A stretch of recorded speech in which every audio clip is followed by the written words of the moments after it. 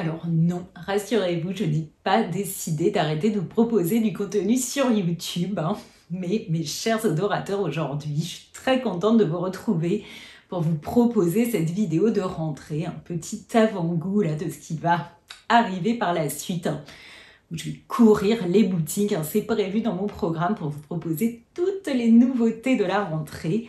Mais là, j'ai fait du tri dans mes placards et pour pouvoir accueillir les petits nouveaux que je ne manquerai pas de m'offrir, eh bien, j'ai décidé de me séparer de 5 parfums. Je vais vous expliquer pourquoi, je ne les renie pas, mais entre ces parfums et moi, eh bien, c'est terminé. Voilà.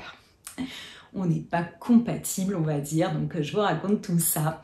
J'espère bien évidemment que ce contenu vous plaira, donc si c'est le cas, mettez un like et puis abonnez-vous sur ma chaîne. Vous le savez, il est question de parfumerie de niche. On y va.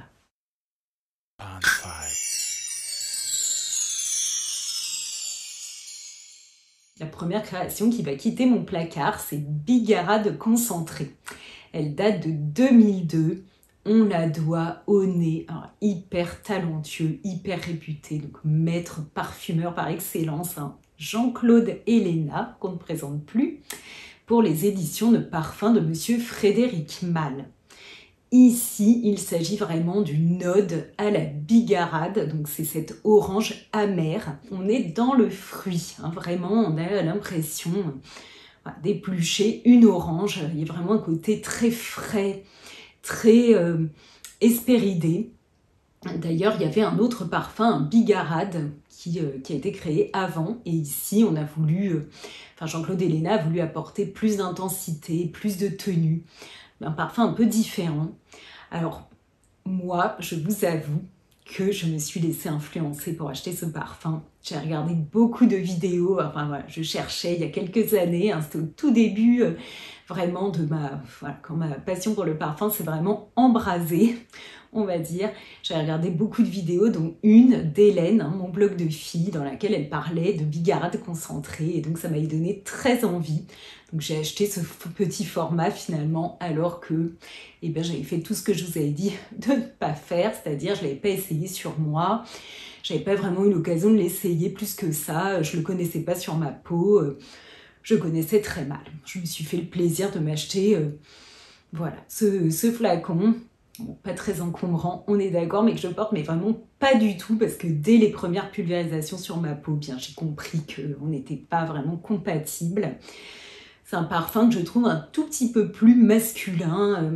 Il est joli, mais pour moi, il y a quelque chose qui m'emballe pas plus que ça. C'est vraiment une belle création. Là, c'est pas du tout le but de dire que ce sont des parfums qui valent pas le coup, qui sont inintéressants, qui n'ont pas une bonne tenue. Là, vraiment pas du tout. C'est juste que j'ai pas de plaisir à le porter. Donc voilà, je pense qu'il faut pas insister.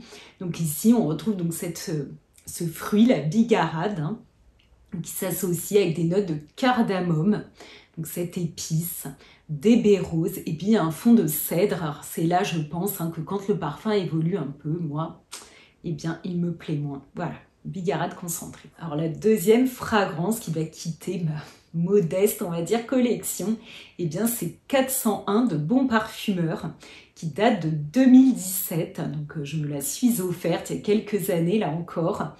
Et je dois dire que je n'arrive pas à la porter. Alors je l'aime, je la trouve vraiment très jolie. C'est un parfum chaud, vanillé, avec des petites notes gourmandes de prune confite, avec un fond boisé de cèdre.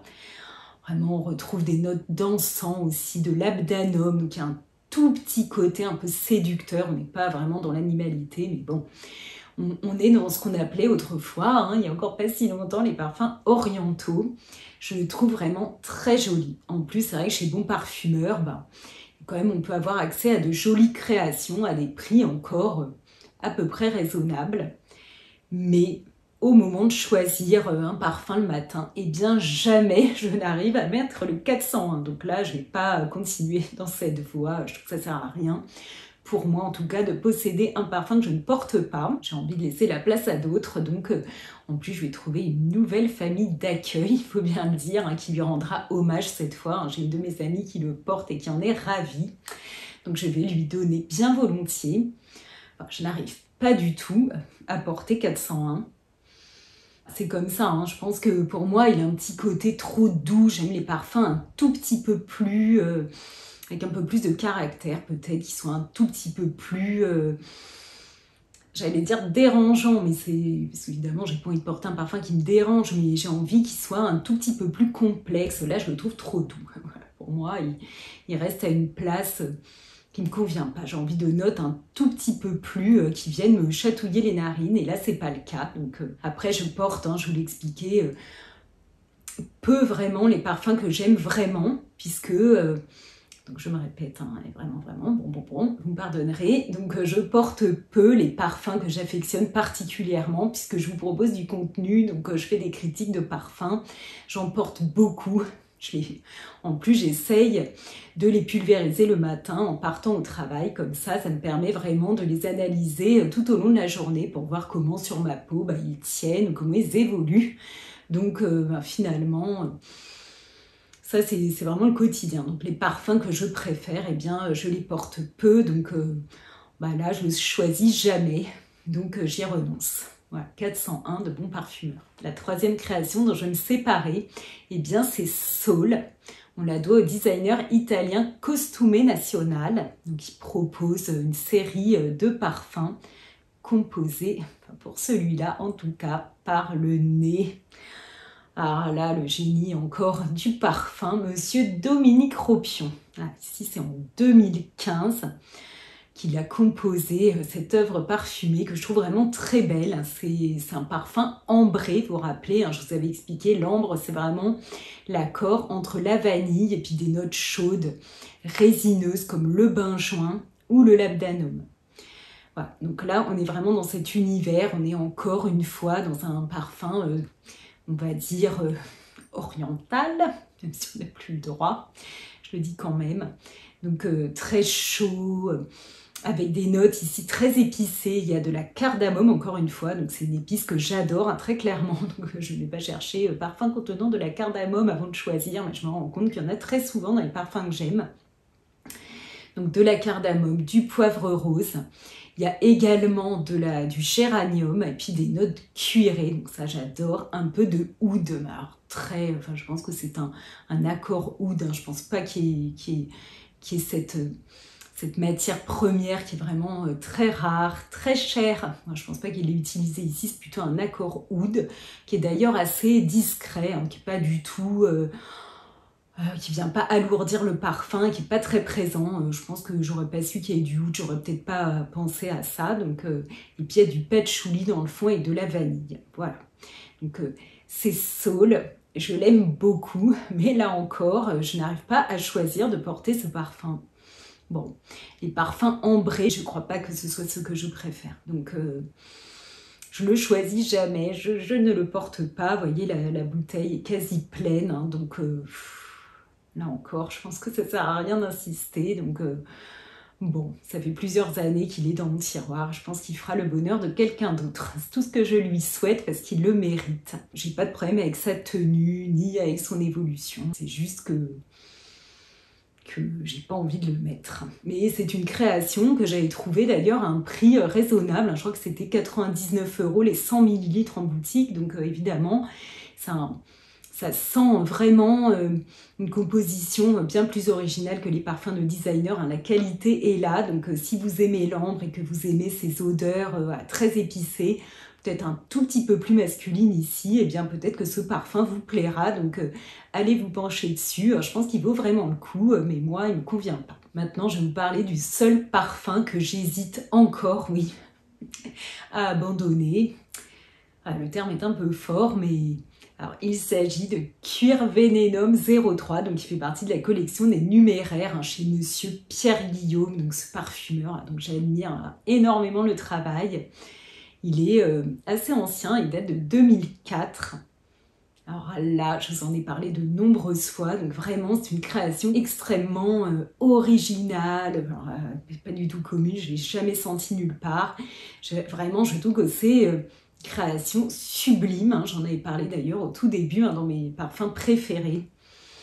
Et puis après, je vous ai dit dans une autre vidéo que je commençais un peu à avoir du mal à le porter parce qu'en fait, sur moi, il a des notes très très sales. J'ai l'impression qu'il prend un côté vraiment très animal.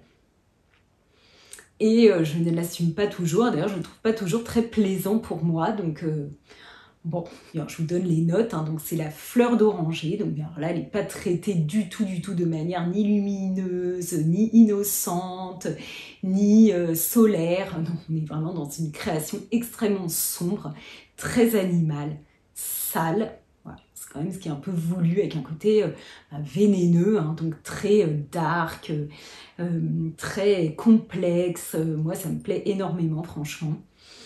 Donc il y a de la noix de coco qui s'associe avec la fleur d'oranger, et puis il y a ces notes de cuir, il y a de la myrrhe, du musc, du miel et puis du cèdre. Donc vraiment une création très puissante, très intense. Très récemment, il y a un de mes amis, je lui ai fait essayer, et sur lui, ça sortait pas du tout de la même façon. Il n'y a pas ces notes aussi sales que sur moi. J'ai l'impression que sur moi, ça vire. Alors c'est pas le mot, mais que ça prend un tournant. Quand je le sens là sur la touche, c'est vraiment top. Sur ma peau, il y a une petite note qui me dérange un peu. Et puis sur la sienne, il était vraiment magnifique. On sentait les notes cuirées avec la fleur d'oranger. Je trouvais que ça lui correspondait mieux qu'à moi. Donc bon, c'est un peu déçu pour ma peau, mais ça va dans le sens de ce que je vous ai répété de nombreuses fois. C'est-à-dire qu'un parfum, il faut vraiment le découvrir sur soi, parce que le résultat d'une odeur... d'une fragrance, d'une effluve qu'on adore, et bien c'est la résultante entre la création des parfumeurs et puis notre peau. Donc, parfois, malheureusement, bien notre peau ne met pas en valeur aussi bien ou comme on voudrait bien les créations de ces nez. Alors j'hésite encore à m'en séparer parce que quand je le sens, j'ai envie de lui laisser sa chance, quoi. Je me dis là, il y a l'automne qui va plus trop tarder à arriver, donc peut-être que j'aurai l'occasion de le porter. Je trouve qu'il va très bien pour les intersaisons. On verra, franchement, je lui laisse encore 1 ou 2 saisons éventuellement, et puis après, si je le porte pas plus, j'abandonnerai, parce que je trouve que ça sert à rien de conserver des parfums qu'on porte pas. Il faut autant les donner ou faire, il fera peut-être le bonheur de quelqu'un d'autre. Donc, j'en doute pas d'ailleurs. Peut-être que je serais quand même capable de le garder uniquement pour le sentir de temps en temps. Donc, on verra bien. Cuir Vénénum. Et la dernière fragrance dont cette fois je me séparais à coup sûr, c'est Orange Bitters de chez Jo Malone. Alors, je ne sais pas qui est le nez qui l'a composé. On est en 2016. C'est une édition limitée qui finalement revient chaque année. Donc, j'avais acheté un petit format. J'ai même mes initiales sur le haut du cabochon. Franchement, c'est une très très jolie fragrance. Autour, cette fois, donc la boucle est bouclée, de l'orange amer, bitter, c'est vraiment ce côté amer, mais traité de manière festive. Je vous en ai parlé d'ailleurs autour des gourmandises de Noël, et vraiment on est là-dedans, on est dans un pruneau, très très joli, très gourmand, très très chaud, tout doux. Pour le coup, c'est une dose de bonheur, de joie, je trouve qu'on ressent quand on sent ce parfum. Mais je dois le dire, c'est vraiment pour moi. J'ai plus envie de le sentir comme un parfum d'ambiance que vraiment comme une création à porter sur moi. Je trouve qu'elle ne me correspond pas totalement. Ce côté très premier degré, très doux, mais vraiment magnifique, très très très belle. Elle est vraiment superbe.